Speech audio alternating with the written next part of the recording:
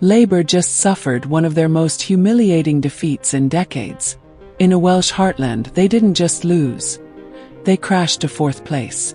This isn't just another by-election result. This is a seismic shift that could predict the future of British politics. Welcome back to the channel where we decode UK political history and analyse the trends reshaping British governance. I'm here to break down what happened in Bury's Ilted ward, and why this result should terrify Labour strategists across the country. If you want authoritative political content that cuts through the noise, you're in the right place. Before we dive deep, let me ask you this. When was the last time you saw Labour finish fourth in Wales? Hit that like button if this result shocked you as much as it shocked me. Let's examine these numbers because they tell an incredible story. Reform UK's Brandon Dodd secured 729 votes. That's not just a win, that's a statement. Plaid Cymru's TERRIFY Ball came second with 657 votes, showing the Welsh Nationalist Party's growing appeal in traditionally Labour areas. But here's the kicker. The Conservatives, a party that's governed Britain for over a decade, could only manage third place with 445 votes. And Labour, the party that's dominated Welsh politics for generations, fourth place in Wales. Let that sink in.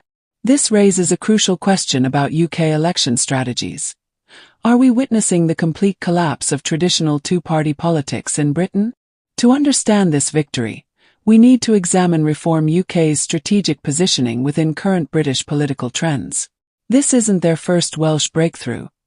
They've been systematically building support across traditional Labour strongholds. Reform UK's success reflects broader UK policy analysis trends we're seeing nationwide. They're capitalising on voter frustration with immigration policies, economic stagnation, and what they frame as establishment betrayal. Their messaging resonates particularly well in post-industrial communities that feel abandoned by mainstream parties.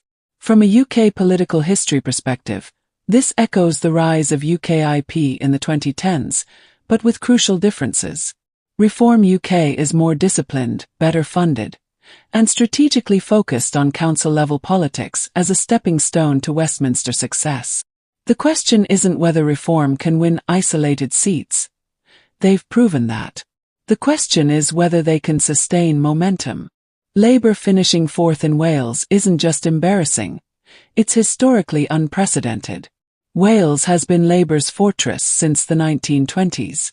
To understand the magnitude of this collapse, consider that Labour has held power in the Welsh Parliament since devolution began.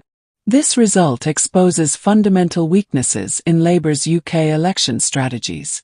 Their traditional working-class base is fragmenting, moving toward Reform UK, while their middle-class support shifts to Plaid Cymru and the Greens.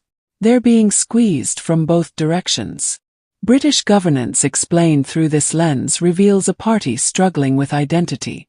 Are they the party of the working class or the metropolitan elite? This Vale of Glamorgan result suggests voters don't know. And more importantly, Labour doesn't either. What do you think Labour needs to do to reconnect with their traditional base? Drop your thoughts in the comments. I read every single one. The Conservatives finishing third tells its own story about the state of British political trends. This is a party that won an 80-seat majority just 5 years ago, now struggling to outpoll insurgent parties in local elections. But let's talk about the real winner beyond Reform UK. Plaid Cymru. Finishing second in a traditionally Labour seat demonstrates their evolution from a single-issue independence party to a credible alternative for Welsh voters disillusioned with Westminster politics. Plaid's success reflects growing Welsh frustration with centralised British governance. Their policies on devolution, economic development, and Welsh language rights are resonating beyond their traditional nationalist base. This creates an interesting dynamic.